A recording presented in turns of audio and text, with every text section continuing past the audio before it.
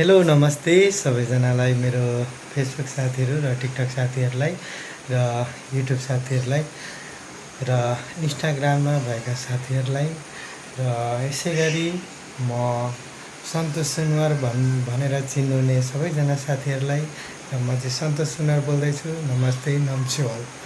र मेरो साथीहरूलाई चाहिँ म के भन्न चाहन्छु भने मेरो साथीहरूले मलाई सन्तोष सुनवार भनेर चिन्नुहुने साथीहरूलाई सर्वप्रथम त हार्दिक नमन र नमस्ते भन्न चाहेँ है। र यसै भिडियो मार्फत चाहिँ म के भन्न चाहेँ भने यो भिडियो चाहिँ म यसको कारण बनाउन गइरहेको छु कि मेरो साथीले भन्नुभएको रहेछ, हेलो दाइ, तपाईँ त सामाजिक सञ्जालमा धेरै अगाडि बढ्नुभएको र हाम्रो नेपालमा यस्तो विपत्ति आइपरेको ठाउँमा खण्डमा तपाईँ के भन्न चाहनुहुन्छ भनेर सोध्नुभएको रहेछ। ठिकै छ, उहाँले सोध्नुभएको कुराहरू मलाई धेरै खुसी लाग्यो ताकि म सामाजिक सञ्जालमा धेरै अगाडि बढेको उहाँले देख्नुभएछ। लगायत धेरै धेरै धन्यवाद तपाईँलाई देख्नुभएकोमा र आगामी दिनहरूमा पनि यसरी बढाइदिँदै गर्नुहोला भन्न चाहन्छु। र यो भिडियोमा चाहिँ यस्तो रहेको छ कि हाम्रो नेपाल, हाम्रो देश र हामी नेपालीहरूको सबै एउटा रहेको नेपाल देशमा चाहिँ अहिले धेरै विपत्ति आइपरेको छ। बाढी पहिरोले गर्दाखेरि धेरै मानिसहरूले र धेरै जनता, हाम्रो नेपाली जनताहरूले ज्यान गुमाउनु परेको छ। र ताकि सबैजना साथीहरूलाई म यसै भिडियो मार्फत के भन्न चाहन्छु भने अझै पनि हाम्रो नेपालमा पहिरो जान्छ भनेर सामाजिक सञ्जालमा धेरै चर्चा परिचर्चा भइरहेको छ। र यसै सन्देशलाई तपाईँहरूले लिएर म चाहिँ के भन्न चाहन्छु भने तपाईँहरू सतर्क रहनुहोला, बाँचेको जतिहरू र जति पनि यो बाढीमा परेर स्वर्गवास रहनुभएकाहरूलाई भरपूर्ण श्रद्धाञ्जली भन्न चाहन्छु होइन। र तपाईँहरू वैकुण्ठवास रहोस् भन्न चाहन्छु।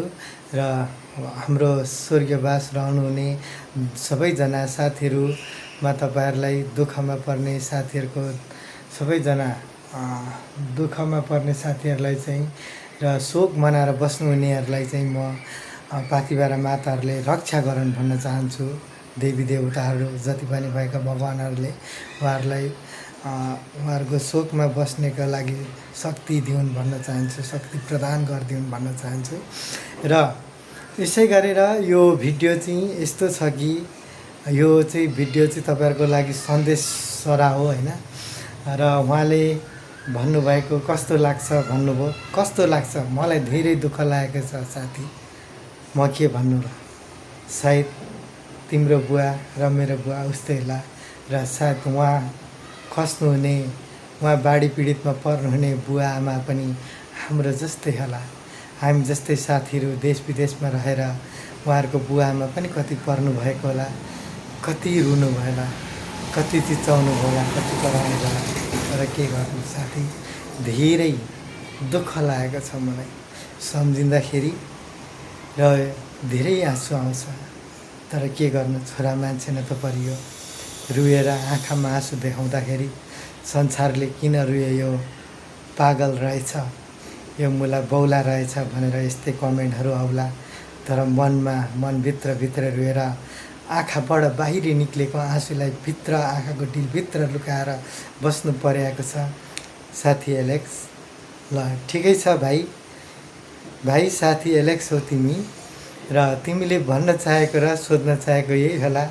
उहाँहरूलाई पनि तपाईँहरूले कसैको, उहाँहरूको परिवारमा कसैलाई भेट्नु भएछ र कसैलाई, यदि उहाँको छिमेकीहरूलाई, कसैलाई नजिकैको छिमेकीहरूलाई कसै तपाईँहरूले आफू सामु भेटेर सोध्नु भएछ भने मेरो तर्फबाट पनि मेरो नाम लिएर सन्देश पठाइदिनु होला। उहाँहरू वैकुण्ठवास जाने, स्वर्गवास जानेहरूलाई चाहिँ वैकुण्ठवास रहोस् र स्वर्गवास होस् भनिदिनु होला। र बाँचेकाहरूलाई चाहिँ तपाईँले भनिदिनु होला अझै पनि सुरक्षित तरिकाले बसिदिनु होला। र यसो भन्दै पनि यो बाढी पीडितमा पर्ने साथीहरूलाई र मेरा जति पनि भएका साइनोमा पर्ने काका काकी, आमा बुवा लगायत सम्पूर्ण मामा माइजू आदि सबै दाजुभाइ दिदीबहिनी तथा सबैलाई म भन्न चाहन्छु तपाईँहरू सतर्क रहेर बसिदिनु होला र उहाँ स्वर्गीयवास हुनुभएका साथीहरूलाई पनि म भन्छु राम्रोसँगले स्वर्ग जानु होला। रहरले होइन करले हो। अब करले भन्दा पनि अब यस्तै बाध्यताले परियो होइन।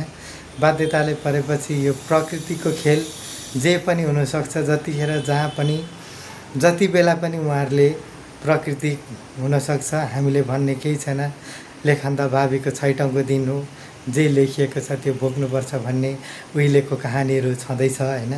तपाईँहरूले पनि यो सुनिदिनु होला। अहिले बाँचिरहेका साथीहरूले त्यो बाढी पीडितमा बाँचेर त्यहाँ भोग चलन गर्नुहुनेहरूले। र यसै बिचमा म के भन्न चाहन्छु भने यो भिडियो मार्फत चाहिँ तपाईँहरूलाई मेरो सन्देश बराबर हो। र त्यो लास जति पनि बगाएका साथीहरू त्यहाँ भेटिएका लासमा चाहिँ हिजो पनि मैले एउटा भिडियो नराम्रो देखिरहेको थिएँ। कसैले त्यो लास उचालेर सुन्नु थुतिरहेका, कानका मुन्द्री, खाँटीका सिक्री र नाकका फुलीहरू जस्ता लगायत आदि सम्पूर्ण त्यहाँ भएका पैसा गरगहनाहरू उहाँहरूले निकालिरहेका पनि देखिरहेको थियो। हुन त सायद उहाँहरूले न राज्यलाई सहयोग गरे हो न त आफूलाई नै भेटियो भनेर आफ्नो भाग्य बलियो रहेछ भनेर, भाग्य ठुलो रहेछ भनेर त्यो भाग्यको लागि आफूमा आफै सम्मान गरेर त्यो टिप्नु भएको त्यो उहाँहरू आफै जान्नुहोस्। म चाहिँ के भन्न चाहन्छु भने त्यो जति पनि उहाँहरूले त्यो सुन सँगसँगै लास पनि उठाइदिएको भए अझै राम्रो हुन्थ्यो र सरकारलाई बुझाइदिएको भए अझै उहाँहरूलाई समान हुन्थ्यो भन्न चाहन्छु। र यसै गरी उहाँहरू दुःख पीडितमा पर्नुभएका साथीहरूलाई चाहिँ जति पनि हाम्रो नेपाल सरकारले भ्याएसम्म र गरेसम्म र हामी आम जनता नेपालीहरू सबैले चाहिँ सहयोग गरौँ भन्न चाहन्छु। जति पनि रहेका हाम्रो नेपाली जनताहरू 3 करोडभन्दा माथि रहेका छौँ। त्यो 3 करोडभन्दा माथि रहेका कतिपय त आर्थिक त नहोला, आर्थिक सहयोग पनि गर्न नसकेला, ताकि 3 करोडसँगै नहोला, 1.5 करोडसँग त हुन्छ। 1.5 करोडसँग भयो भने के हुन्छ भने 5 रुपियाँ उठाइयो भने पनि हामीले 1 करोडको 5 करोड हुन्छ है। 5 करोड हुन्छ। 1 करोड जनताले मात्र 5 रुपियाँ उठाइयो भने र लगायत 1.5 करोड जतिले उठाइयो भने 7 करोड 50 लाखसम्म भेला हुन्छ। त्यो चाहिँ भेला पारेर सरकारलाई सहयोग गरौँ भन्न चाहन्छु। र यसै गरी सबैजना साथीहरूलाई चाहिँ म के भन्न चाहन्छु भने कसैले पनि अपमान गर्न नगरौँ, सम्मान गरौँ र यसै भिडियोलाई कसैले इन्कार नगरौँ। यो त्यो भिडियोमा जति पनि देखिएका त्यो लासहरूलाई सबैले सम्मान गरौँ। उहाँहरूलाई वैकुण्ठवासको लागि हामीले हार्दिक श्रद्धाञ्जली लेखौँ है। त्यसको लागि चाहिँ तपाईँहरूलाई म यसै भिडियो मार्फत सन्देश दिन चाहेँ। र मैले पनि जति सक्दो म पनि सहयोग गर्नेछु र सबै साथीहरूलाई यसै कारण भन्न चाहन्छु। कतिपयहरूको दसैँ रोक्यो, तिहार रोक्यो, आजको रक्षाबन्धन रोक्यो। त्यसको लागि तपाईँहरूले कसैले पनि दुःख नमानिदिनु होला है भन्न चाहन्छु। हामी सबैजनालाई दुःख त दुःखै छ, ताकि हामी अब स्वर्गीयवास हुने त भइगए, हामी बाँचेकोहरूले पनि स्वर्गीयवास जस्तै हुन त नपरोस्। उहाँहरूको प्रति उस्तै भयो भनेर हामीले मन बुझाउने प्रयास गरौँ।